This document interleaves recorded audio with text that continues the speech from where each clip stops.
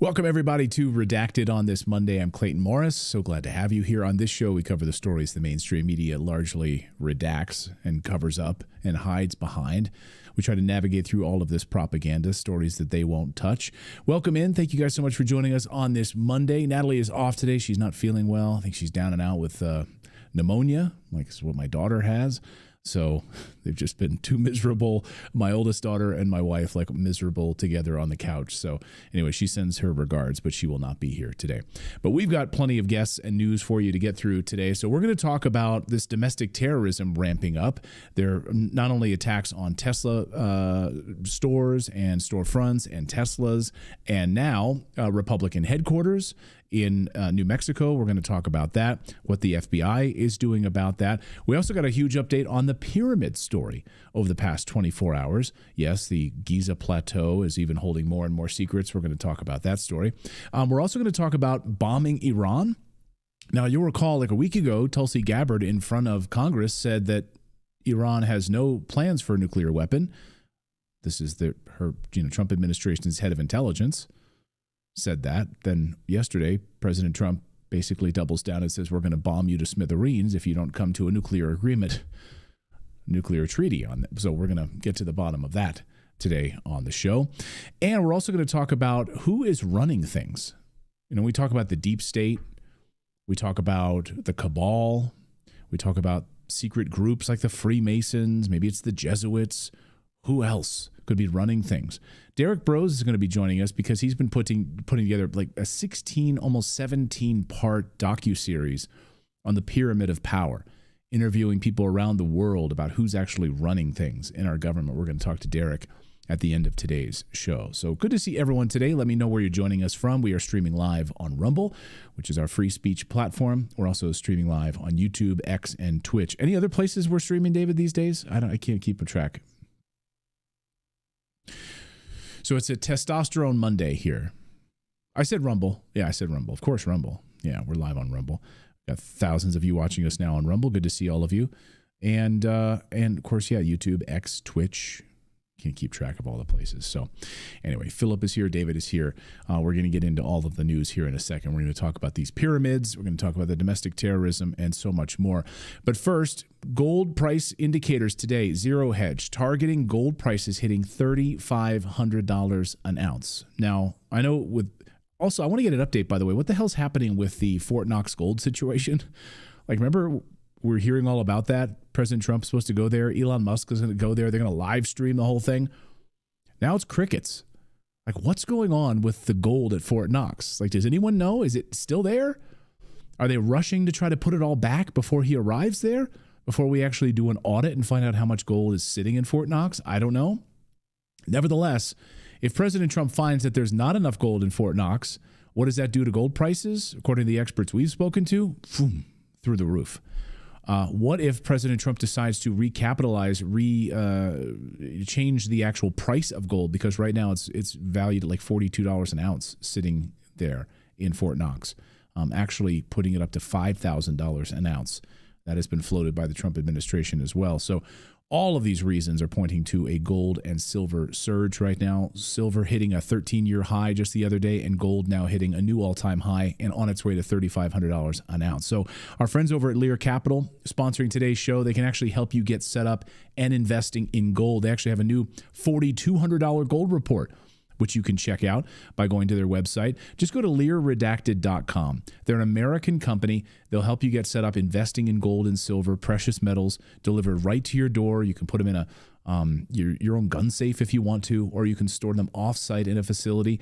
And they're an education company. So if you call them, just have a conversation with them. 1-800-613-3557 to get your free gold and silver guide. So you can kind of walk through the process with them, what it actually looks like investing in precious metals. Everyone in my family invests in precious metals. I cannot recommend it highly enough, especially it really all came after my conversation with Congressman Ron Paul a number of years ago. Absolutely owning gold is vital to your family's security and safety, even if it's just a small portion of your savings, investing in precious metals. So go to LearRedacted.com or call 1-800-613-3557 to get that free gold kit where they can walk you through that entire process. All right. Maybe they'll find giant columns under Fort Knox. Chicken McGroin. By the way, I love this screen name from our Rumbler, Chicken McGroin. Chicken McGroin. Maybe they'll find giant gold columns under Fort Knox. Maybe just like they did at the pyramids. I don't know. So here's your big update now out of Egypt, and it just made this mysterious Giza discovery from last week way more real. Now, remember that controversial claim last week about a massive hidden underground city beneath the Great Pyramid? Well, the research team behind it just dropped a major bombshell. They say they found a sealed sarcophagus buried deep beneath the pyramid's complex. Yes, a literal stone sarcophagus, untouched and hidden for possibly thousands of years, according to reports from the Daily Mail. Scientists used high-frequency electromagnetic and ground-penetrating radar to scan beneath the pyramid's surface, and what showed up was stunning. It was a massive chamber underneath there, made of stone, tucked inside one of the newly identified chambers. Look at this. So, it's kind of hard to see from these drawings, but they know what they're looking at. Massive chamber down there, that massive stone sarcophagus.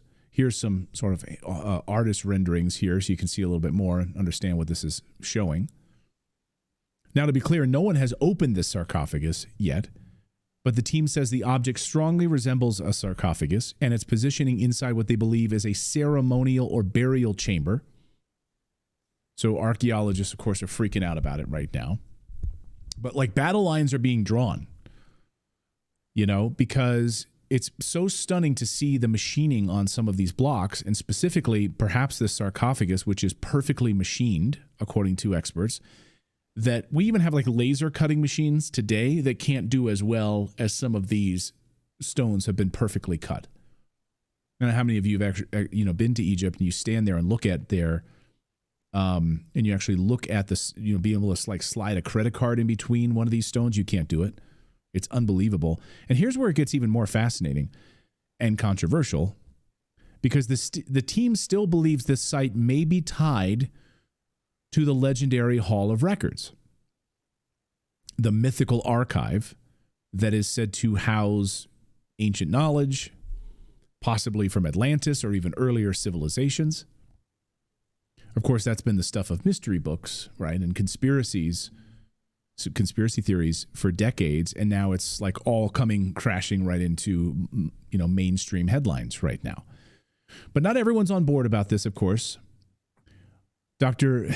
Zaha Hawass, who's Egypt's former Minister of Antiquities, continues to slam the finding. He's doubling down, calling the research nonsense, and accusing the scientists of misusing radar technology. He insists there is no city underneath. You don't need to go looking. There's no city, massive underground city here, despite what those radar scans show. Nothing to see here. No chambers. No nothing hidden. And certainly not a missing and hidden sarcophagus under the Great Pyramid. So stop looking. Stop using your ground-penetrating radar to show these giant chambers. Now, when I was in Egypt last year, look, I look like Indiana Jones here. I don't know. I don't think Indiana Jones wore a garden hat. Yeah. I was just yeah. I look like Indiana Jones there if I hadn't left the house in 2 years. That's the Indiana Jones I look like in that one. Anyway, so when I was there, the Egyptian tour guides will go to great lengths to tell you that Egypt had no friends at all helping them build the pyramids, that they did it all by themselves. No aliens, no Anunnaki, nothing. The Egyptians did it all by themselves. And that's what you'll hear from Egyptian tour guides. So they're very proud, of course, of these. Still, they can't produce any signs of having used any kind of cranes or anything like that at all, but okay. Still, the images and scans are compelling, and the scientists are now pushing for excavation, which would be the first real test of whether there's scientific gold here or just more modern-day myth-chasing. I don't know if the government's going to allow them to actually dig under this. Yeah, Nope. I was gonna say because Zahi Hawass, I know that he's no longer in charge, but I mean he's got a lot of influence, and he's not going to be all about it. I mean he's very kind of anti-excavation, so I doubt we'll see it, but it would be interesting. Yeah, it certainly would. But they want to protect that myth that it was just the Egyptian people with their hands and ropes and camels built the pyramids. And that's what they'll tell you. I mean, they'll tell you, in recent years, well, they found the excavation site where the workers lived.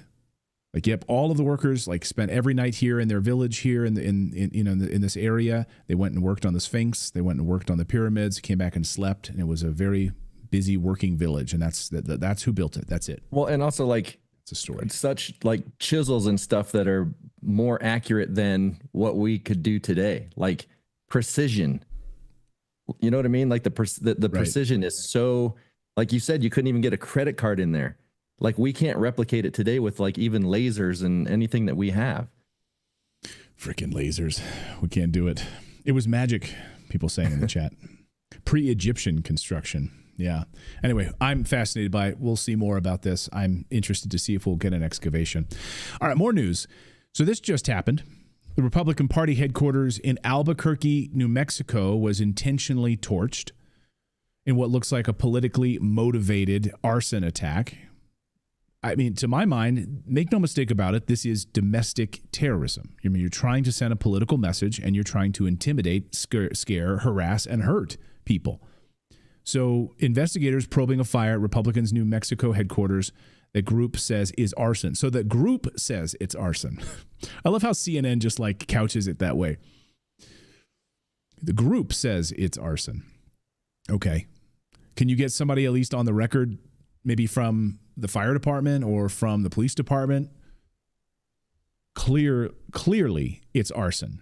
DC Drano received exclusive photos from it, showing that their headquarters in Albuquerque was firebombed last night. This was a deliberate act of domestic terrorism. He writes, the culprits spray-painted ICE equals KKK. Let the federal crackdown begin, he writes. Notice, by the way, that these photos, it's right there. You can clearly see it on the building. ICE equals KKK, and CNN leaves that out of their coverage. Isn't that funny how CNN just deliberately omits things? That's why I always say that how the mainstream media lies to you. It's they lie to you through omission. That's the way that they lie to you, by omitting certain key pieces of a story. And if that wasn't disturbing enough, the attackers spray painted this, all over the place on the side of the building, and basically somehow trying to claim that ICE is synonymous with the KKK, forgetting, of course, that Democrats are synonymous with the KKK. They don't like to bring that part up of their history at all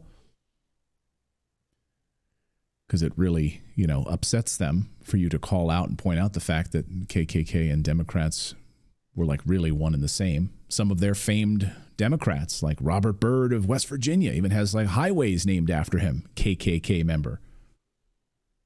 But don't bring that up. You're a racist. I don't know. They'll call you something if you bring that up. So let that sink in. This wasn't a protest. This wasn't civil disobedience. This was an act of political violence. Straight up domestic terrorism. Right here on American soil. Fire crews got there. Thankfully, no one was hurt, but the damage is still serious. The front of the entrance totally burned. The inside, smoke damage. And, it's clear. If you're on the right, then you're fair game. You're fair game for them to attack you, it seems. Now, here's the part of the story that really pisses me off. And again, where the mainstream media totally leaves out that part of the story, the KKK thing. I talked about the CNN angle, but I went to multiple left-wing news outlets.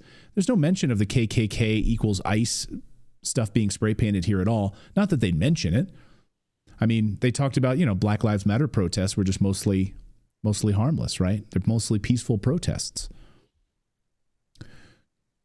Talk to the people of Portland about all the businesses that are still burned out and destroyed in Portland. Mostly peaceful protests, right? So just this weekend, again, you're not hearing anything from the Democrats on this at all.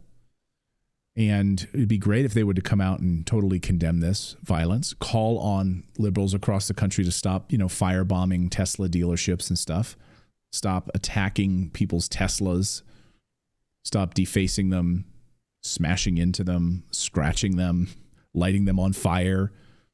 No, they're quiet on this. In fact, just this weekend, New Mexico Congresswoman Teresa Leger Fernandez gave a speech in Santa Fe telling her audience just to go out there and agitate.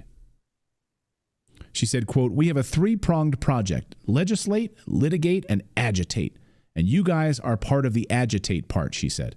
So go out there, I guess, burn down places, set fire to places, graffiti to places, agitate. Because to me, like, when you guys think about agitate, like, what do you guys think? Agitate. Like, is it just to hold up signs? When you're agitating somebody, you're bothering them. Like, it's the goal of bothering them, right?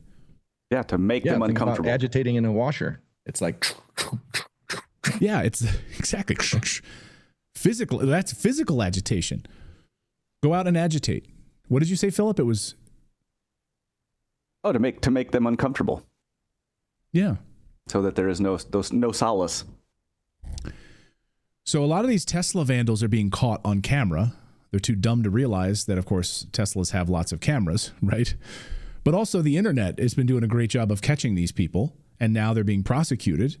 Like this guy thought he'd jump out of his own car and then he would vandalize and also I think allegedly keying a swastika in the side of a Tesla. Well, when the owner managed to track him down using, I guess, facial recognition technology on Facebook, was able to track the guy down. Locals figured out who this guy was and he was able to confront him. They called police. I guess he's now being arrested as a result. But when he was confronted with this, he melted like a little snowflake. Watch. Free service. Free service. How about you pay for the repairs? Write a check. You just bought a Tesla. I can wipe it off with a towel. No, it's not. No, it is a hate crime, sir. It is a hate crime. Did you write a swastika on there? I'm sorry you're upset. Did you write a swastika? It didn't even work. Apparently, it doesn't work. Did you write a swastika on the? It's a key, sir. We see it on the video. It's not a key. Is it a swastika? I was probably putting my keys in my pocket. Is it a swastika? Have you looked at your car? Is there a key mark? Yes. Is it a swastika? That's impossible. It's at the police right now. It's being fingerprinted. What do you mean it's being fingerprinted? Because they're trying to track you down. Thankfully, Facebook tracked you down. So your business, your freaking livelihood, everything now. Listen, because you chose to write so to tell Facebook that you're sorry for writing a swastika on a Tesla. Listen, I said I'm sorry. For what? And I apologize. For what? I have nothing against your car, and I have nothing against you. So why would you write a swastika on a Tesla? Obviously, I have something against Elon Musk, but that's not the way to show So Elon Musk owns that car? Because it was bought and paid for. It was bought and paid for a long time ago. That's why it's misguided. So now that he's caught, I have nothing against you. I have nothing against the car. Obviously, I have something against Elon Musk because he's a Nazi. And I love this idea of using the term Nazi to describe someone who's trying to remove government waste, fraud, and abuse. Like, how are we connecting these things again? I heard protesters who were out on the streets protesting Elon Musk being asked, why they're protesting Elon Musk. He's like, because he's ruining our government. He's destroying democracy. Okay. Is he ruining our government? Like, he just found millions of Social Security numbers that were being used by illegal aliens. He's found tens of billions of dollars in waste, fraud, and abuse that we're now cutting out of our government. So they're upset that they're what? What exactly? What part of government are you upset that he's finding this waste, fraud, and abuse? But they can't answer that. So they'd rather just torch Tesla dealerships. And it's not working for them. New poll out in the past 48 hours shows that Democrats have their lowest approval rating in modern history, 29%. So I guess this idea of burning Tesla dealerships is not working out for you. Or burning, Republican Party headquarters is also not working out for you. Anyway, Kash Patel, the FBI says they have a task force assigned to this. This is domestic terrorism to them. And, we have to defend political speech or we lose it for everybody, I think. All right, I want to get to this story. The New York Times this weekend ran a massive deep dive story on what they're calling the secret history of the war in Ukraine. Story is going viral for all the wrong reasons. This is the untold story of America's hidden role in Ukrainian military operations. against Russia's invading armies. There's just one problem with this article. The New York Times is finally admitting it, basically. After 3 years of gaslighting the American people, lying to all of you, they're suddenly breaking a story? A story we've been reporting since day one here on this show? That the U.S. is basically running the war in Ukraine? John McClain has something to say about that. Welcome to the party, pal. I mean, there's nothing secret about anything they revealed in this article. Redacted reported on this years ago and covered the deep U.S. involvement in Ukraine right at the start of the war. But let's go through this massive article, and we'll sort of summarize it for you so you don't have to read it. And got suspended, by the way, for talking about it. Oh, yeah. We got suspended for telling you what they're saying in this article. How intelligence, strategy, and ally and American officials were involved in the planning and technology under the Biden administration in Ukraine. Every hit, every bomb, every missile that was fired came from American coordination. Duh. So I love this new secret history. Within just 2 months of the Russian invasion, Ukrainian generals were whisked off to U.S. bases in Germany, dressed in plain clothes, using unmarked vans to plan the war. American commanders are calling the shots from Germany, managing targeting data, surveillance, and strategic operations like it's our war. Because, let's be real, it is. You're admitting it, that it's our war. Right there in the New York Times. All this while Biden and his team kept telling us that we're not involved. We have nothing to do with this. We're not involved. We don't know what the Ukrainian targets they're hitting. That was a lie. Biden and Karine Jean-Pierre, his White House press spokesperson, his Secretary of Defense, all of them were lying to you. Shocking. So here are some key takeaways. The Biden White House misled the public. We're not just helping Ukraine. We were coordinating the entire war effort. And it was a total disaster. Like, it's one thing to be like, hey, we were coordinating everything. It was a disaster. They lost all of eastern Ukraine with us coordinating it. Our missiles are coordinating. And they keep losing. I mean, think about the Battle of Kursk. They lost an entire elite Ukrainian unit over the past couple of weeks. Russia just wiped them out. Gone. We helped them. We've wiped out millions of Ukrainians. That was what our help was at the heart of it. There's no congressional approval for this kind of deep military involvement. Zero. That's another key takeaway from this. So the Congress didn't approve any of it. We basically ran a full war, and Congress didn't vote on it or have any say in it whatsoever. And another key takeaway, the risk of dragging America into a full war with nuclear-armed Russia is now higher than ever. So the New York Times is admitting, like, we're on the brink of nuclear war. Here's Zero Hedge's analysis of this. The New York Times investigation reveals that America was woven into the war far more intimately and broadly than previously understood. At critical moments, the partnership was the backbone of the Ukrainian military operations that by U.S. counts have killed or wounded more than 700,000 Russian soldiers. That number is a lie. Ukraine has put its casualty toll at only 435,000, which is hilarious. Okay. Right. So even their numbers are, anyway, it's all fake. It's all fake. A vast American intelligence collection effort both guided big picture battle strategy and funneled precise targeting information down to Ukrainian soldiers in the field. So yeah, welcome to the party, pal, New York Times. You're only 3 years late. But thanks for all the gaslighting and lies for the past 3 years. Let's go to the Senate now. The Senate right now hearing arguments pushing for the passage of the highly anti-free speech. It's called Anti-Semitism Awareness Act. And they're pushing Congress to adopt the IHRA's definition of anti-Semitism. So just so we're clear, the IHRA definition of anti-Semitism is as follows, and I'm going to quote it now. Anti-Semitism is a certain perception of Jews which may be expressed as hatred towards Jews, Rhetorical and physical manifestations of anti-Semitism are directed towards Jewish or non-Jewish individuals and their property, toward Jewish community institutions and religious facilities. So one of the rabbis, Shemtoy there, told the senators that the federal government must pass the Anti-Free Speech, Anti-Semitism Awareness Act, and that universities that tolerate anti-Semitic harassment must face real consequences. Listen. The federal government must take urgent steps to address this crisis. The anticipated passage of the Anti-Semitism Awareness Act is a crucial measure that will help define and combat anti-Semitism in educational institutions.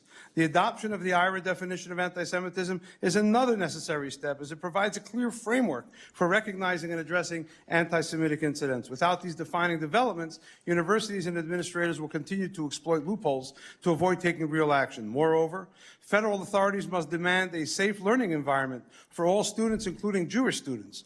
Universities that tolerate anti-Semitic harassment should face real consequences. The previous administration took some steps in recognizing anti-Semitism as a national concern, hosting high-level meetings and engaging Jewish leaders in discussions across the spectrum. However, these efforts must not be diluted by lumping anti-Semitism together with other forms of discrimination at this point. While all forms of hate should be addressed, anti-Semitism has unique characteristics that require a dedicated response. So, did you hear that? So we don't want to dilute anti-Semitism with other forms of discrimination. So, like if you're black or, whatever, we're not going to dilute that.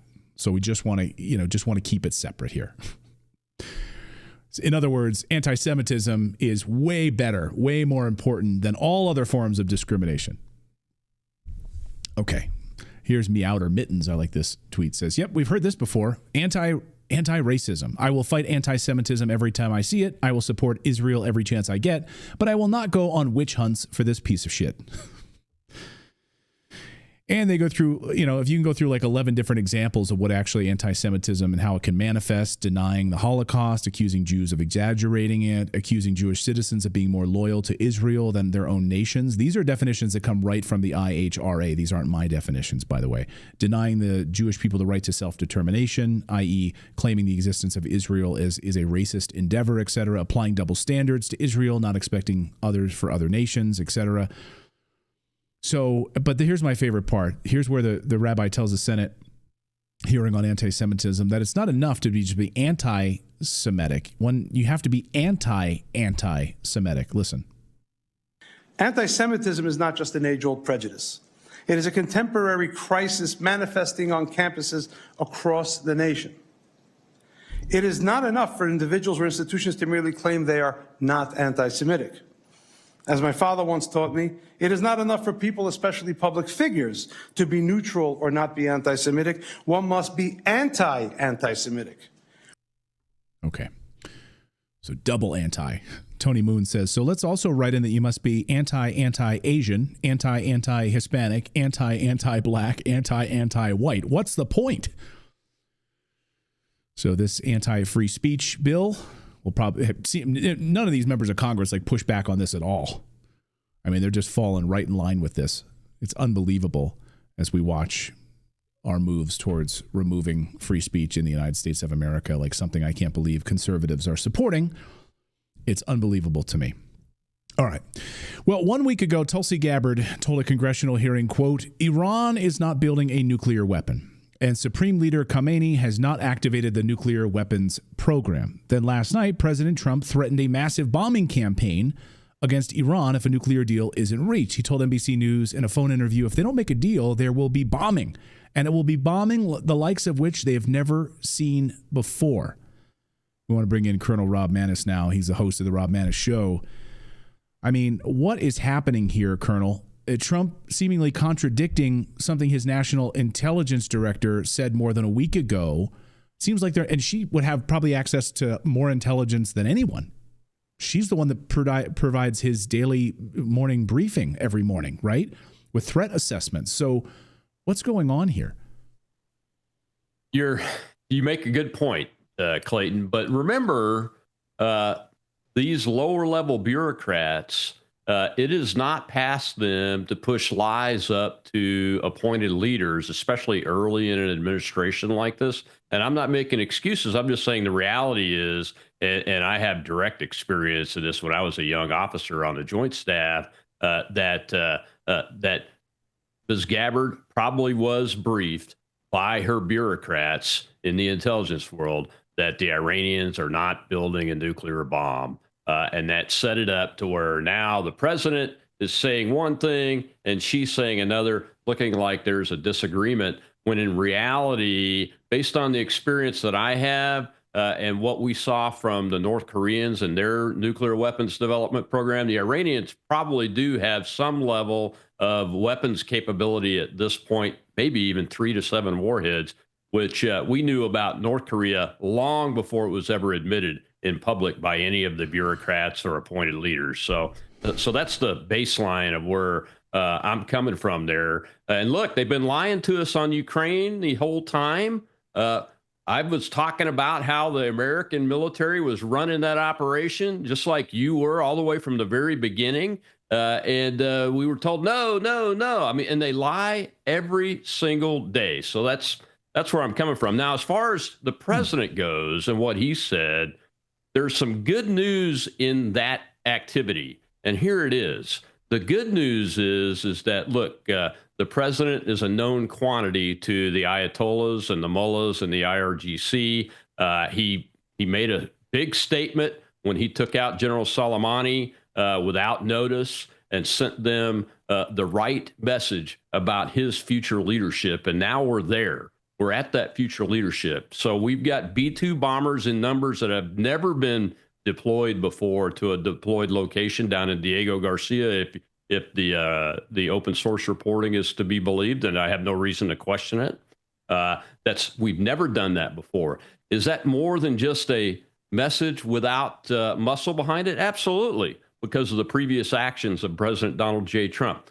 The good news about that is the Ayatollahs may be able to get out of this without us going to war against Iran, which I am totally opposed to. I've been opposed to that the entire time that this has been an issue, from when Obama put the JCPOA in place and all of that. The neocons want us to go in there in a ground war, boots on the ground, just like Ukraine and Russia are going at it in Europe, and they want to do there too. And we should be adamantly opposed to that. There's no reason for it. That's number one.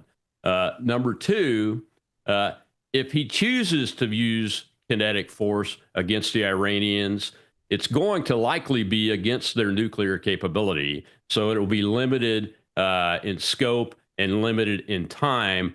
But really, has the United States Congress, and here's my big question, given us permission to do that beyond what we're doing by defending our U.S. Navy ships and defending commercial shipping traffic in the Red Sea against the Houthis and any Iranian forces associated with that? I've long been an advocate that we should be taking out their command and control and intelligence ships that help the Houthis do that type of thing. But that's not even close to what I would support going against Iran directly, because it's not really necessary. Look, in the first Trump administration, the maximum pressure campaign had them literally on their knees. Unfortunately, this president and this administration entered the situation where we are the ones that are weak, and they've got to get our strength built back up. And you have to meet the situation where it's meeting you. And right now, they've got to understand in the leadership halls of Iran that this man means business. I mean, it's absolutely chilling. I see so many people in our chat are just saying, I am so sick of these wars. Ez says, no more wars. I mean, I think what so many Trump supporters voted for was, in many ways, George Washington's farewell address, which is American isolationism in a way, like stop these foreign wars. And now here President Trump is bombing Yemen, just launched an attack overnight in Somalia. Like, these are all the things that he criticized Obama for, and now we're back at doing it again. I guess at the heart of it, Colonel, is, you had the IAEA report as well. So forget the bureaucrats. If these low-level bureaucrats are lying to Tulsi Gabbard, and then she's getting in front of Congress and saying there's no evidence they're moving towards a nuclear weapon, they want to enrich uranium for their own nuclear power production, which is totally different, And, and apparently, according to the reports I've seen, that's where all evidence points to, is that they want to enrich uranium for their own nuclear power production, just like we're allowed to do. And I'm not speaking about how great these people are or not. I'm just talking about their own means of energy production in their own country, in their own sovereign country. Then you have the IAEA report just a few months ago confirming with their own eyeballs that they're not moving towards a nuclear weapon. So I'm just lost. I'm just lost. Well, like, who's beating the drum of war here? Because it sounds like it's a fool's errand, and we will be killed. I mean, you have 50,000 Americans sitting there sitting ducks right now in the Middle East. Those will be targets, and they're not bases, as you know. These are like little dinky outposts and huts and stuff. You have some bases there, but many of these things are not well equipped to stop hypersonic missiles or anything. That's true, but they don't have enough hypersonic missile capability to hit every single one of those little outposts. But even one American lost over this is too many. Right. You know, when they killed the three Americans over at the Syria-Jordan border last year, that's too many Americans. They don't need to be there. We don't need to have Americans on the ground in the Middle East at all. Look, it's one thing to defend international shipping lanes, and if somebody shoots at our Navy vessels that are out in international waters, to be able to fire back, which is why I support the operation against the Houthis, because the Biden administration did not do it effectively, and it needs to be carried out effectively to stop that type of behavior.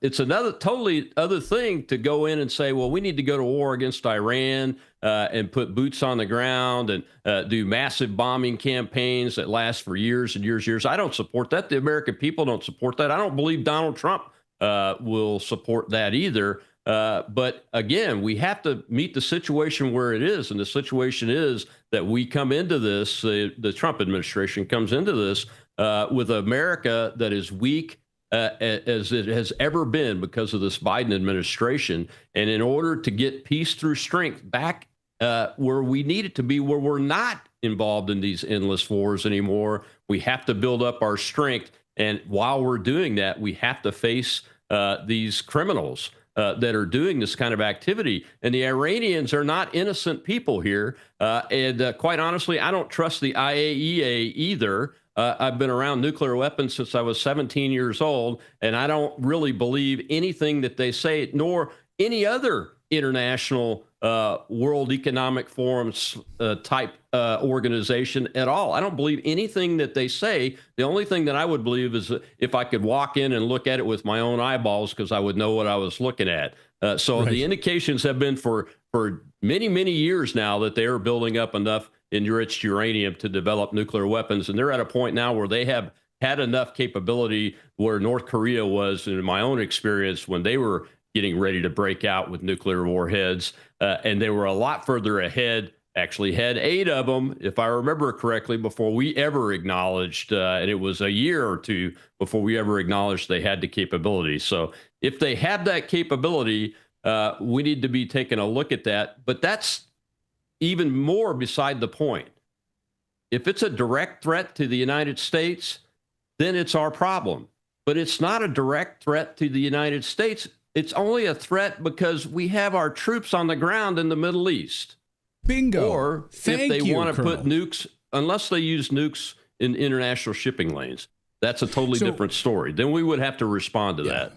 So now you hit the nail on the head. Let me bring the Israelis in for a second here. Yeah, well, I just want to say you hit the nail on the head, and we'll come back to the Israelis because hold on, we'll come back to the Israelis because they are a direct threat to the Israelis from a nuclear weapons perspective, and if the Israelis see a need from their national security perspective to take their targets out on their nuclear side, who could disagree with them? But the United States doesn't need to be involved in that. Bingo. Okay, great. Right. Again, this is not the United States' situation. This is not the United States' war. And I challenge anyone out there to tell me how it's in our interest to go to war with Iran. How is it in our interest to go to, basically, not only that, we would torpedo everything we're trying to accomplish in Ukraine on a peace deal, because the Russians would back the Iranians. This would be a World War III situation for us to go to war with Iran. I think it's madness. I think you hit the nail on the head. There's no benefit to the United States. It does benefit Israel, but again, but Israel has that. Israel has the capability they need to address the situation if they feel that they're about to get attacked by nuclear weapons from Iran. Now, having the United States presence on the high seas there and those kind of things is not a bad thing if somebody does decide to attack Iran's nuclear forces, because remember, China and Russia are both involved in this, more concerned about China than anybody else, because they're running free in those oceans too, and they're not getting attacked by the Houthis and the Iranians because they're friends with them.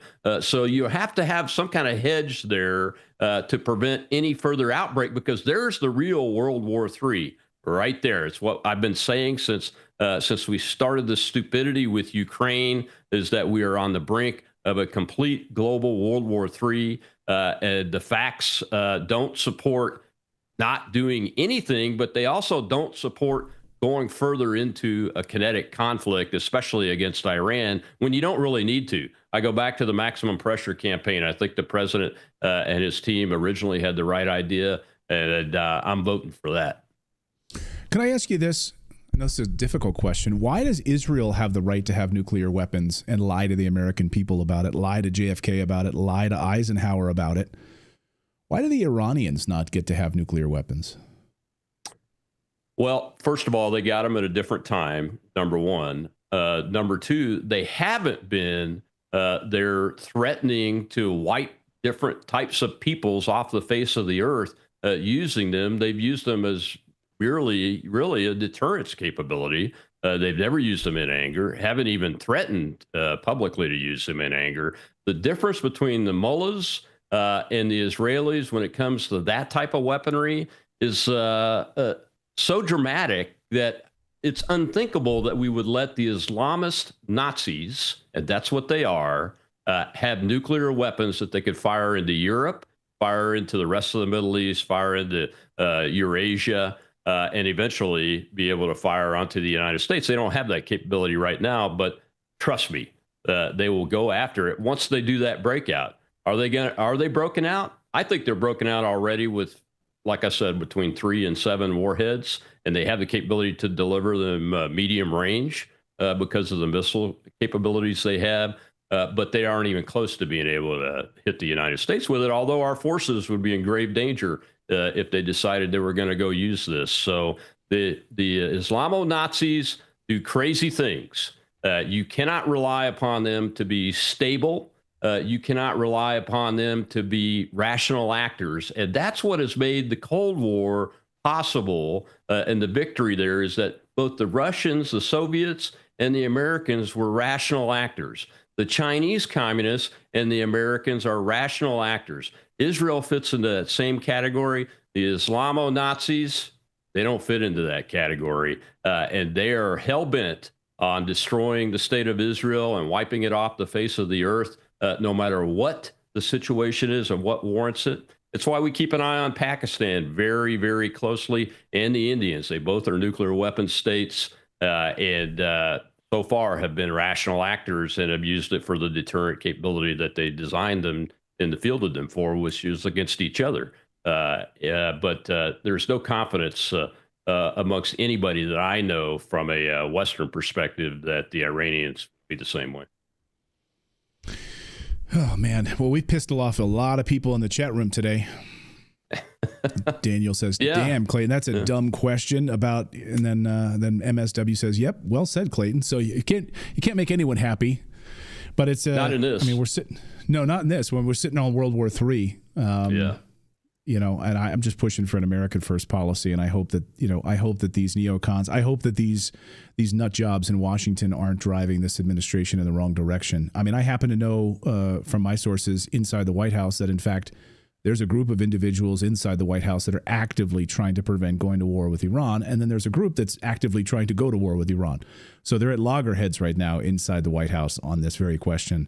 It's deeply troubling. Who's going to win? Who's going to win Trump's ear? That's the real question here. Colonel, thank you so much for your time today. I know we ran a little late, and I appreciate you sticking around with us. The host of the Rob Maness Show, you can check him out. Colonel, great to see you. Thank you so much. Thank you, Clayton. I appreciate you having me on. It's a tough discussion, but it has to be had.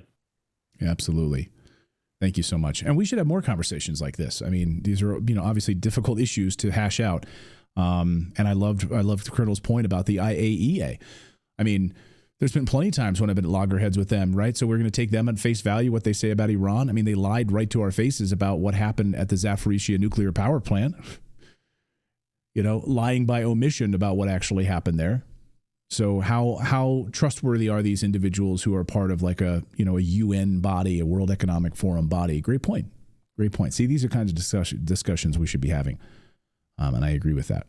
All right, we got more news to get to here. We're going to talk about Poland in a second because Poland has abandoned Ukraine, it seems like. Or the way the media is painting it is that it's, hey, if you're a right-wing ultra-nationalist in Poland, then you're sick of your country basically turning over your sovereignty to Ukraine, giving up, all of your weapons and money and allowing millions of refugees to come in and basically destroy your country.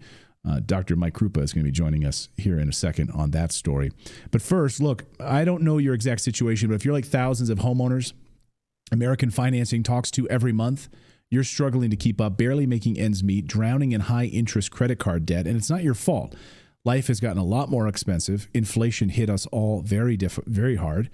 And if you're still carrying credit card balances that have 20-plus interest rates, 20-plus percentage interest rates, while your mortgage is just sitting there untouched, you can actually ignore the one thing you could use to turn it all around, and that's your home equity, the equity in your own home to pay off.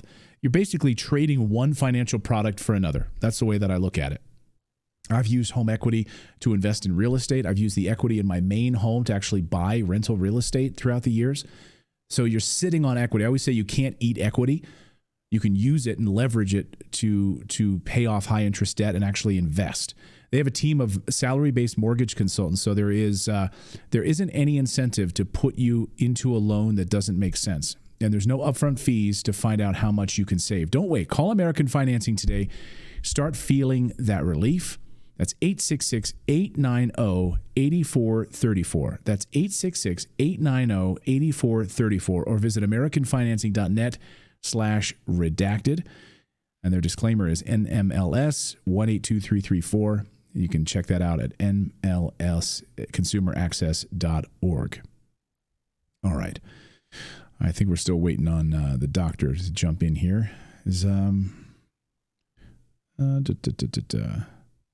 Oh, sorry. He was waiting. He was waiting on the link. That's my bad. Let me just send it to him.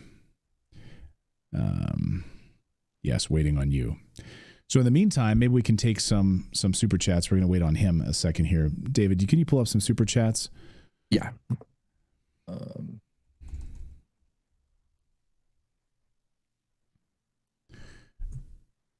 Sorry here.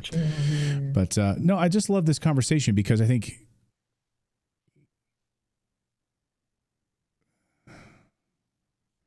Kenzie Kraken says, hey, Redacted, have guests with varying opinions. One thing you can say is that they are anti-war. Yeah, I mean, I don't agree with everything. I guess, of course I don't want to go to war with Iran. We'll never agree with all of our guests, but that doesn't, that you don't not bring them on because you don't agree. Because that's the whole part of a conversation. You have to talk with the people you don't agree with as much, if not more, than the people you agree with in order to come to agreements on things. Right. I mean, Scott Ritter on our show, former UN weapons inspector Scott Ritter, said a few months ago on our show that, in fact, he's seen the data that suggests that, yes, Iran is building a nuclear weapon and that they're close to it. And to hear that out of his mouth, I mean, he's vehemently anti-war. He's the one that warned us about, and I hope I'm not misquoting him. I'm pretty sure that I'm not misquoting him on that. That, in fact, he did say that live on our show, that he was worried that it was creeping up and it was getting very, very close based on what he was seeing. He's the one that warned the world the fact that Iraq did not have weapons of mass destruction. So he's not one to like push us into a war. He's just being honest about what's coming. And what can we do in order to prevent that from happening? And is it a wrong thing to ask the question, like, why is Israel allowed to have nuclear weapons, and lie about it? They lied to they lied to JFK about it. They lied to Eisenhower about it. Right to their faces, they lied to him. So somebody said we should get Colonel McGregor and Manus on at the same time. Have them talk. I'd love to have that. Yeah, that would be awesome. Yeah, I would love to have that. So you want some super chats really quick? Yeah, sure. While we wait for go Cliff, ahead, he's Philip. coming I'm in. sorry. I think I cut you off twice. Oh, that's all right. I question the logic behind, like threatening to bomb Iran. So then potentially like kicking off a war that's this basically like Russia, Iran, China versus the U.S. and Israel, while simultaneously like through like threats of terrorists and stuff like that, alienating ourselves from any potential allies that would join us in that.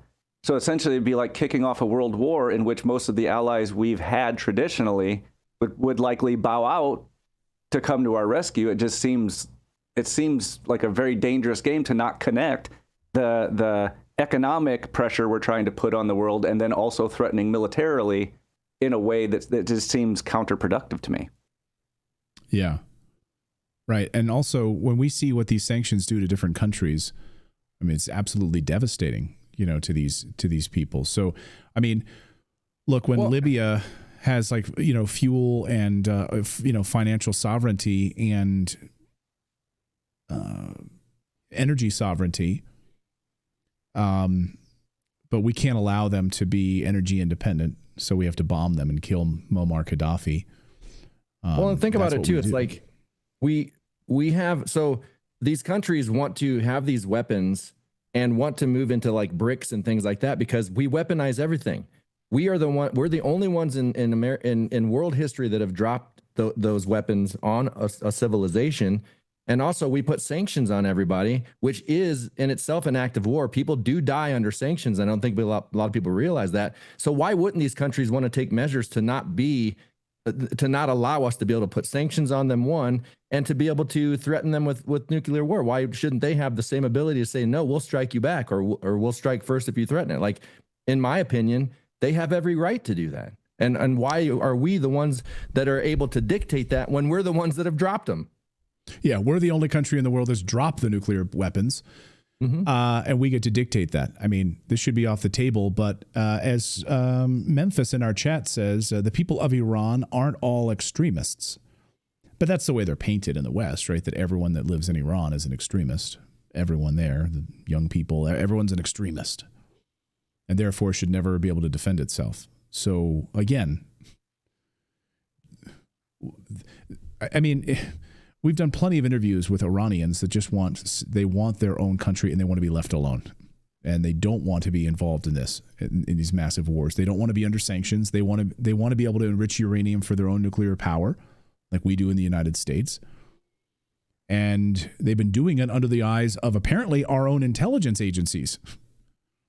We know, I mean, Congressman Kurt Weldon talked all about this. Like we had the CIA basically working in Iran's intelligence community. So we knew exactly what they were doing. We knew exactly. The CIA was embedded deeply inside of Iranian security. And we knew exactly what they were doing, which is not what they were purported to be doing. It comes right out of Congressman Weldon's mouth about what we knew inside of Iran. So again, so maddening. Do you want a couple super chats? Yeah. Go ahead. Sorry. Yeah. That's okay. We got investment prepper. Clinton's email on WikiLeaks mentioned the tomb of Gilgamesh and other Egyptian conspiracies they were looking for that you mentioned. Oh, interesting. Huh. And Keg says, all you do is gossip like housewives. I think he was talking to the chat room earlier because I saw that. He said, you guys, you people in the chat room, all you guys do is gossip like housewives. Okay. All right. And all right, then, you know what? Yeah, go ahead. Just one more. KNY, carrying what happens with the Samson option sounds very racist. I'm not sure what the Samson option is. I'm not sure about that either. All right, we're going to go to Derek Bros next here because Mike Krupa is having some issues connecting in Poland. So we'll get Mike back on the show tomorrow to talk about Poland and its Ukraine situation. I wonder if Zoom is blocked over there or something because he had issues last time. I wonder if that's something like they block it in that country or something. I don't know. I'll talk to him about it. Yeah, he's had some issues, so we'll find out. I know Europe loves to like block certain news sites and things like that, so they to access stuff. May in our chat says, never thought Redacted would have a BSC guess pretending to be anti-war and calling genocide Israel trustworthy with nukes. Well, we have lots of guests here on the show. Like that doesn't mean we agree with everything they say. I mean, I asked them the question about Israel having nuclear weapons, and they lied to the American people about it, and they lied to our American presidents about it, and they still lie publicly about it. Like if you ask them, do they have them? They'll tell you, Netanyahu will tell you right to your face that they don't have them, but that's a lie. Yeah, we're not here to create an echo chamber. It's a difference of ideas. Like you have to talk about both sides. I mean, like I listen to more news that I disagree with than agree with because I want all perspectives, because when you have both perspectives, the answers are usually somewhere in the middle of it. Yeah. I mean, also, if you want an echo chamber, just go to Blue Sky. Yeah. You can use that. Like, that's a good echo chamber. If you just want like liberal echo chamber talking points, like that's a good place. But I don't have to agree with everything my guests say. And there's a lot that I do agree with them and I'm blown away by it. But that's my job as an interviewer. I'm not, you don't have to come on my show if you only agree with me. I'm vehemently anti-war. I'm America first. I don't believe in putting like Israel first. I don't believe in putting China first. I don't believe in putting Russia first. I believe in putting America first. I'm an American, and that's how I feel about things. So people feel differently, So people feel differently. Yeah, I mean, and I love, he is vehement. The thing I've talked to Colonel Manis before. I mean, he's you've listened to his show. He's anti-war.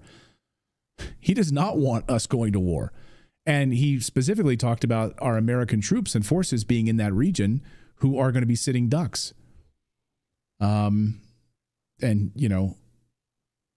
It's devastating. I don't think we should be there at all. I don't know where he comes down on that point.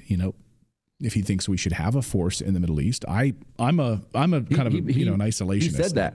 He said that we shouldn't, and that we should only have them at the trading or the trade route. Suez. Okay. Yeah. Okay. He was like, we shouldn't be there at all. He did say that. Yeah. He did say that. That's right. So that's, I mean, talk about neocons in Washington. They'll totally disagree with him on that, right? Colonel's literally saying we shouldn't have American forces in the Middle East. Tell that to a neocon. They'll about have a heart attack. Are you kidding me? They want more bases in the Middle East, not to remove bases and have Americans come home. Because we've got to be ready to respond if they attack our bases in the Middle East. So we need more bases in the Middle East in case they attack them. That way we can respond faster. Exactly. Exactly. All right. We're going to get to Derek Broze and talk about the pyramid of power to round out our show today. This is going to be fascinating. Because the amount of research that Derek has been doing for years on who's actually running the world and the interviews that he's done with people like David Icke and others, I'm really fascinated to hear about this. So we're going to talk to him in just a second. But first, since Natalie's not here, she would normally tell you about our friends over at Genucel, but I'm going to try to do my best because she actually still uses it. Natalie has this in her bathroom on her countertop in the bathroom. So she uses it, but she would tell you all about it. But I'm going to tell you about it because there's a really interesting story at the heart of all of this. A lady named Phyllis, she walked into the neighborhood pharmacy in Colonia, New Jersey, and she asked the pharmacist for an antioxidant cream for her wrinkles, and the pharmacist said, I'll compound one for you. Come back tomorrow. So he made it for her. So Phyllis uses the cream for 3 days, then goes to her dermatologist appointment. The doctor, just looking at her, thinks that she got some work done. Phyllis then tells everyone about the pharmacy and the pharmacist who makes this magical cream. And then guess what? Believe it or not, that's actually how Genucel Skincare was born. She basically took the same formulation from this pharmacist and decided to push it out everywhere. And Natalie loves it. She loves the under eye serum for puffiness and bags under the eyes. So it's 25 years old now. Genucel has shipped millions of orders, yet they still have the same philosophy of antioxidants, same natural base, same chef in the kitchen, basically. So you can celebrate 25 years with them. They're offering their best price since Phyllis walked into that pharmacy in New Jersey. Right now, save 70% off. 70% off of their complete skincare package plus free shipping with their puffiness serum, their jawline sculpting treatment, and immediate effects for results in minutes. Look 5, 10, even 15 years younger, guaranteed, or your money back. So you have nothing to lose. You can get your money back. Just go to genucel.com/redacted. Every order includes free shipping. Use the code redacted at checkout for an extra discount. Once again, it's genucel.com/redacted. And look as good as my wife does. So this question comes up a lot. Who's really running the world? Is it the forward-facing, camera-facing people like Klaus Schwab, Bill Gates, Donald Trump, Keir Starmer, Justin Trudeau, Mark Carney? Are those the power players that are really running things? Or is it a secret cabal, sort of deep secret, deep state group of individuals running the show? Well, that's exactly what our next guest has been investigating. Derek Brose, investigative reporter, has been working on the Pyramid of Power series now for a long time and is just about to put the finishing touches on his final episode in this series, which really looks at the high level, I think, hierarchy of all of this, tying all of these pieces together. And we wanted to welcome Derek back to the show. Great to see you, my friend. Hey, thanks for having me on, Clayton. I appreciate it. My pleasure. So we've had you on before, of course, to talk about a lot of pieces of this, particularly the false flag episode that we focused on, where these false flags have been used to great effect to carry out wars. They dupe the public into rallying support for these things. But now in your final episode, as you approach this, you're really looking at sort of the hierarchy of who's really calling the shots, sort of the puppet masters behind everything. Can you walk us through what you're working on right now? Yeah, so as you said, I've been working on this series for quite a while. This has been a 5-year project at this point now. And the whole goal was to describe the individual pieces of the structure, things like false flags, but the education system, the media, big tech, et cetera, and progressively get a bit more conspiratorial, if you will, but all based on facts and what we can prove. And so the goal of this final episode is to attempt to answer the question of who or what is at the top of the pyramid. And in the pursuit of that, I'm looking at everything you mentioned just now, the United Nations, the World Economic Forum, the Bilderberg Group, which I think are groups that play a role, but from my perspective are sort of the front-facing groups for deeper power. We are also examining, what does that term deep state even mean? What is the origin of that? Where does it come from? It was popularized in the English language by Peter Dale Scott, who's now in his 90s and not doing too many interviews anymore, but he did some great work really bringing that to the forefront. I think that term has been kind of co-opted, if you will, in the recent years to sort of, for some people, the deep state just means the left wing of the American political scene or progressives or George Soros. But originally it was describing more of the entire infrastructure. You have the Wall Street players, you've got organized crime, of course, which Whitney Webb and others have pointed to. You got the big oil industry and just all those different players who are extra governmental. You know, these aren't elected people, but they clearly are impacting our world around us. And then from there, we're going to even go deeper and look at, well, who are the people at the top of those? If the Bilderberg Group is just a representative of the real power, then who are they actually representing? And in the pursuit of answering that question, I'm featuring a number of really talented, educated researchers, everybody from David Icke, G. Edward Griffin, of course, both of them have been around for a long time doing this work. James Corbett, Mark Passio, Larkin Rose, so many other people who are bringing all their perspectives. Like in this episode, we are going to consider everything. Nothing is off the table. So the people who say it's the Jesuits, we're going to give them, their say and explore those theories. The people who say it's the Masons, we'll do the same thing. And of course, even with Icke, let him explore his idea of reptilian or something otherworldly, other dimensionally at the top of this. And then people like Mark Passio more specifically say things like Satanists or Luciferians. So I'm doing my best to remain objective and continue with the sort of true crime approach that I've taken with this series. I don't really even consider it to be a conspiracy documentary because although it touches on things that might be labeled conspiracies, it's very much fact-based. It's very much just sticking to what we can prove. And of course, when we get to this final question, it's a little bit more murky. It's a little more difficult to say with certainty, but I'm going to do my best to really kind of point to the research that has been done and then, of course, draw my own conclusions. And to do that, I mean, I'm going back and I've been purchasing and downloading books that have been written in the 1800s and even some in the 1700s around the founding of the United States. that were pointing at these different groups, from the Jesuits to the Freemasons, et cetera. And I think it's going to be an educational one. I don't think I'll be able to please everybody who has their own pet opinion or who they think is at the top, but I think it will be informative. Yeah, this doesn't seem like the kind of documentary where you're out to please people, right? I mean, this is so. Yeah, there's going to be people that are going to be pissed off. They're going to say, well, no, it's all the Jesuits, it's all the reptilians, it's all it's all the Jews, it's all the whatever it is, right? They're going to say they're going to have their opinion on all of this. So, so I think people throw these terms around. You kind of bring up a good point, which is, I think in modern day social media, you'll see people's responses to things, right? And they'll just say, it's the Jews. Then they'll just yell out, it's the cabal, it's the deep state blob. They just kind of throw out, these markers, and they assume that everything kind of falls under this window here. And I think what your research has shown is that it's not just cut and dry. It's just not black and white here, is it? No, absolutely. It's definitely not black and white. And I will be exploring that claim with it's the Jews, or more specifically the Zionists. We have researcher Adam Green over at No More News who will be sharing his opinions. And as I mentioned, I mean, when I'm doing my research, I go back to the primary sources. So right here, I got a book called Foreign Conspiracy, written in the 1800s by Samuel Morse, the same man who invented the Morse code. He was actually a conspiracy theorist, and he believed it was the Jesuits and the Vatican Church. I got this one, Proofs of a Conspiracy, written also in the late 1700s, written by John Robeson, who was warning George Washington. You can find his letters online warning George Washington that the Freemasons had already infiltrated the United States. This one's called The Engineer Corps of Hell, written by Edwin Allen Sherman, who also points the finger at the Jesuits. These books are almost 200 years old, 150 years old.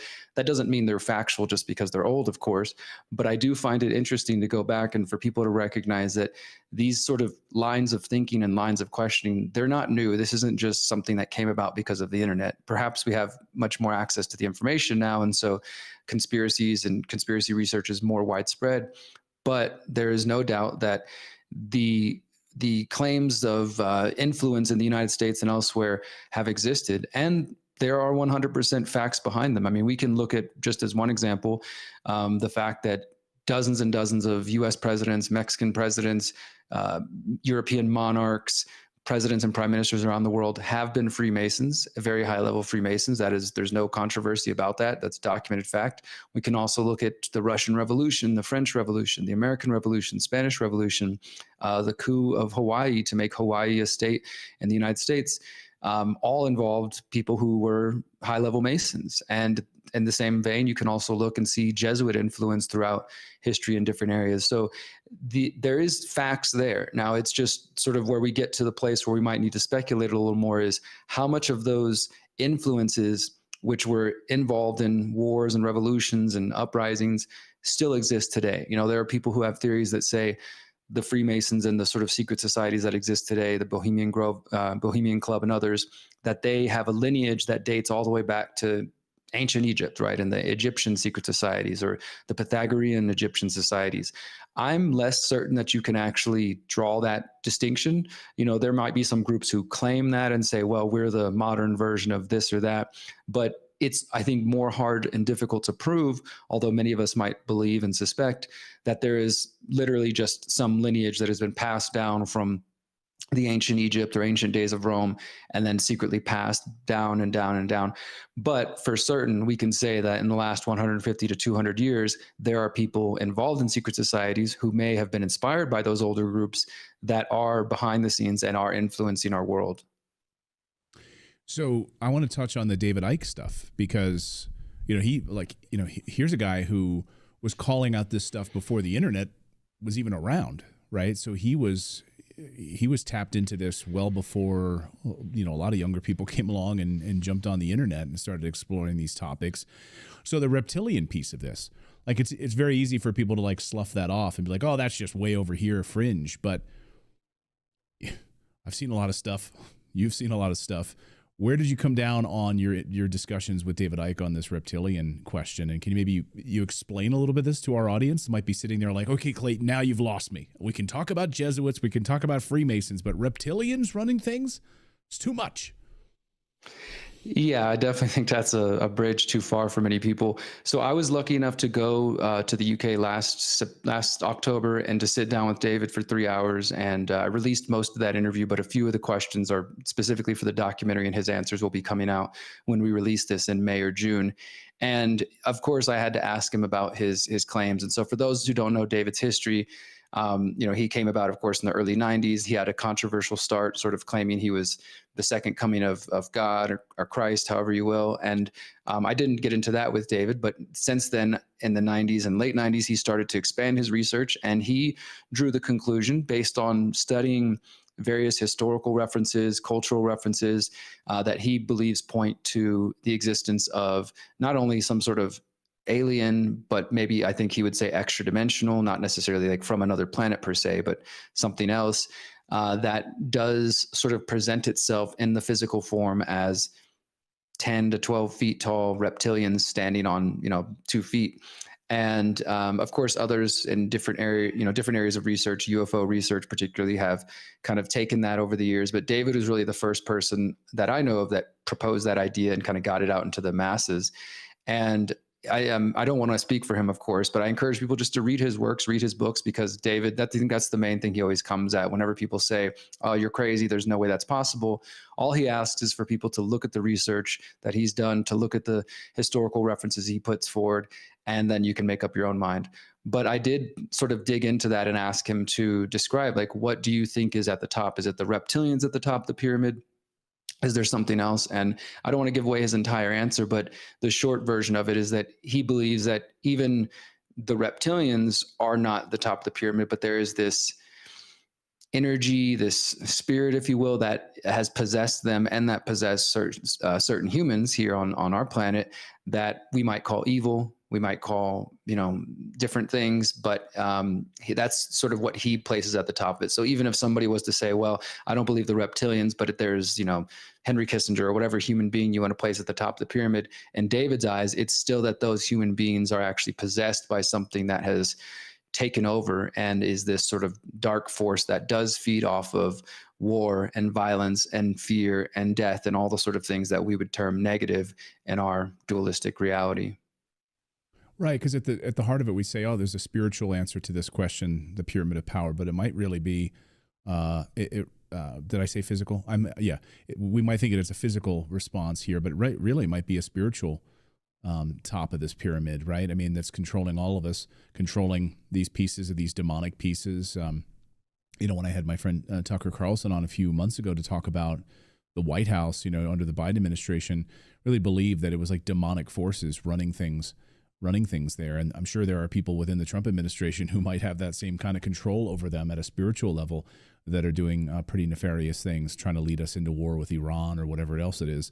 So it's really maybe at the heart of it is it's a good versus evil story. I tend to believe that, and this is where it gets interesting, because obviously in our broader community of truther, the search for truth and justice and all these sort of things, there's a lot of different views, and including there are Christians in the audience and your audience and my audience, and I have no issues with them. But so for a Christian, they filter everything through that lens. So the answer to this question would be, well, of course, it's the devil, it's Satan, that's at the top of the pyramid. And definitely I interviewed people who feel that same way. I don't necessarily know if I would use those terms. I'm not one who takes the Bible as a literal historical document. And in fact, chapter 16 of the Pyramid of Power, which is available now, explores the way that religion and secret societies have been used to manipulate humans and get us to support all kinds of injustices throughout history. But with that said, I definitely do believe my personal perspective, some of which I will be sharing in the final episode, is that this is a spiritual battle at the end of the day. That there are human players and organizations and institutions we can point at, and that's a real physical, reality. But I do think there is some deeper, more esoteric, spiritual aspect to this that perhaps many people are not even tuned into. And ultimately, I think that's what it really comes down to. I do think it's important. Obviously, I'm taking the time. This is the biggest project I've ever undertaken. 5 years of working on this. So far, the pyramid's 6 hours plus. This last episode's probably going to be 45 minutes to an hour. And I'm just doing daily research, diving into this. I've put in over 1,000 hours into this project. I think it's an important topic to explore. Like I said, I don't know if any of us can say for certain, but what I'm trying to do with this series is to present as much factual evidence and to show people who are going down these rabbit holes, instead of just sort of loosely holding ideas of, like you said earlier, Clayton, oh, it's the cabal or it's the, deep state blob or whatever. Like, let's get as close to actually pointing to individuals so that we can have some real accountability, because I don't think there will ever be real accountability if we're just sort of vaguely discussing this without actually, getting to the bottom of it. And perhaps we can't truly get to the bottom of it and ever know for certain, because there doesn't exist a document that says, here's a list of all the CIA agents that are in the media, or here's a list of all the groups running the world.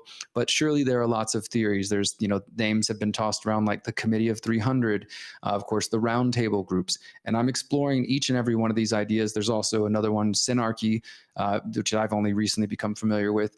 And my goal is, again, to try to give people that fact-based, documented information at thepyramidofpower.net. People can find all of the episodes and every single transcript with all of my sources, links to every source document, primary source is available there. And I'm going to take that same tact with this final episode, even though admittedly we do have to, I think, get into a little bit of speculation to have that conversation, because there's no, like I said, there's no firm document that we can point to of that final boss at the top, if there even is such a thing. Some of the people I interviewed say they don't even believe that that's the accurate way to look at it, that perhaps it's just another roundtable at the top of, a collection of individuals rather than, one single person or one single group.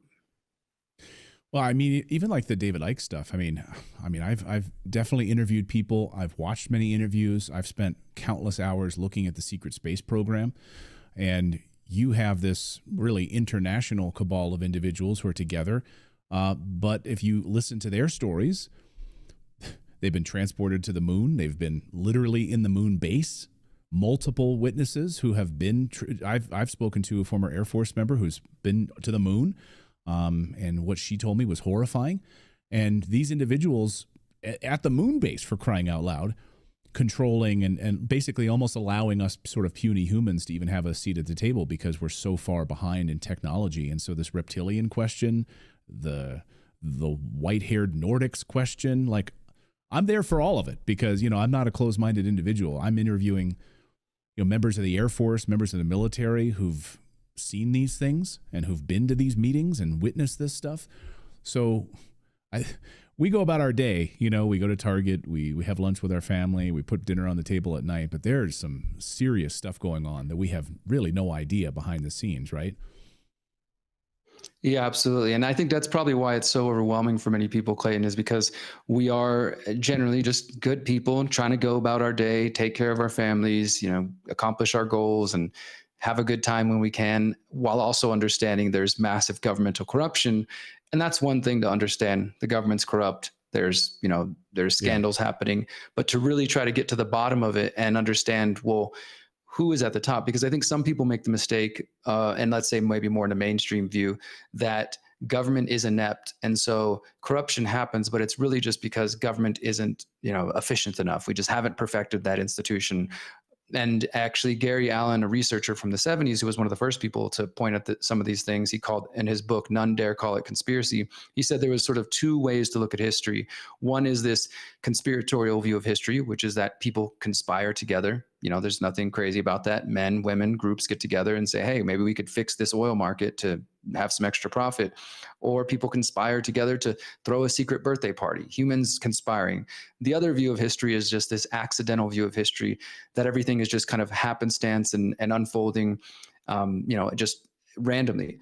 I think there's a combination of those two things that exist. I'm not one of the people that think every single world event is completely staged and controlled and, the cabal has their fingerprints and everything. I think that's actually a pretty disempowering worldview that takes away our own agency, that we do have power. We do have the ability to affect the world around us, but we shouldn't obviously clearly write off the reality that there is conspiracies that are affecting our world and that there are people coming together for financial purposes, for power, for maybe just outright evil, who do conspire together to benefit themselves and to keep the world going in a direction that will keep them at the top. Like that's what it's ultimately about, is how do we keep making moves, financial moves or otherwise, that are going to keep us and our progeny. That's the other big thing I'll say about this, is that these folks, whatever group you want to point at, and all the groups that I'm studying, they think generationally. I think this is why they're winning, or at least they appear to be winning, is because us on the freedom side of things, while we're trying to figure out all these things, we're very disorganized. We're arguing with each other. We're dividing against each other. We're,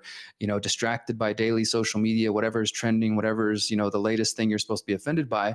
While these folks, even down to the level of, say, Henry Kissinger and Rockefeller, they're thinking long term. They're thinking generationally. They know that they're working on goals that they are not necessarily going to live to see the outcome of, but they can think with that long vision. And I think that's why they've been able to be so successful, as they keep the masses kind of worried about how many likes do I have today, what's happening right now in this moment, instead of how can I plan for the long term. And I think that's really one of the goals of this series, is I'm trying to help people understand that there are solutions. I don't know if I mentioned this already, but every episode of the Pyramid of Power does end with suggestions for solutions. It also ends with, if you want to learn more, watch this documentary, read this book, do your own deep diving, because my goal was to take all of the best research that's already available, combine it with my own research, and make it 30 minutes or less. So the majority of the episodes are 30 minutes or less. There's a few that go beyond that, but it's been really rewarding. I'll say, Clayton, that over the last 5 years, I've gotten messages from people who've told me they've used the Pyramid of Power to homeschool their kids, that they've, somebody told me just the other day, they're getting their 15-year-old son to watch it. One of their 18-year-old kids is watching it. My goal is that this is going to be something that will be evergreen and that can live well beyond 2025 and can be a reference point for people who are just starting this journey, but not to sort of tell them like, hey, everything's hopeless, we're screwed, there's all these people controlling the world, but maybe give them some ideas on how we can take some of that power back. And then, of course, by being informed, we're more capable of making better decisions and deciding how we move forward. At the end of it, would you say that after all of this research, is there a possibility that you might kick back on the easy chair and say, you know what? There's no one running this show. It's just a shit show. and it's all to chance. None of these groups, you know what? All of these people point to this, but you know what? At the end of the day, it is just sort of the natural order of things, and there's really no one running the show. I'm definitely leaving my mind open to that possibility. I'll say this, I'm about halfway done with the script right now, and I still haven't written my conclusion. It's not like something I'm approaching where I already know how I'm going to end it. I'm going to go through all the different opinions, and I'm revisiting a lot of my old research. And so I'm not kind of coming into this with my own, all right, I already know I'm going to point a finger at the Jews, or I'm going to point a finger at the Jesuits or whatever. I'm reading and studying all those. I'm revisiting my old research that, I did when I first woke up, and deciding what still holds true. Because in my experience, sometimes when we were first kind of waking up, you consume a lot of material, and you might look back and realize, actually, some of those things that I held on to in the beginning, they're not as actually accurate or true as I thought. Like there's a piece of there that's some true, but maybe it's not completely true. So I am definitely approaching even my own writing with this conclusion with an open mind. And yeah, I might get to the point and say, you know what, these groups are there, but I don't think we can conclusively say any of them are at the top, or we can't say, it's being run. Because I do think what your comment there points to is another important aspect of this, that we are playing a role. In many ways, if we spend all of our time just obsessing over who's at top, obviously I think that's an important question. That's why I'm doing this project. But if we spend all our time doing that, then what are we, we're missing out on opportunities to take action in our own lives, to become more independent, to, grow our own food, to just whatever solutions you want to pursue, to try to be as free from these systems as possible, instead of obsessing and watching podcast after podcast, reading book after book, and oftentimes making yourself very miserable. And if you're stuck in fear, if you're stuck in anger, if you feel like things are hopeless, the big they, whoever they may be, have already won. Right. Oh, that's a great point. If you're totally consumed by it and you're not spending time with your family and kissing your kids, and this is consuming you, then they've absolutely already won. And I think it takes away our own agency. You're right about that. So, Derek, where can people find the series and get ready for the final episode? Where can people go? Yeah, so right now the best place is thepyramidofpower.net. That's got all 16 episodes available there. I ask everybody to excuse the plain bare website. I've just been so focused on finishing it. So in a couple of months, we'll revamp it and make it look all nice and fancy. But right now, everything you need is there. The video, the audio versions, the transcripts, everything is there.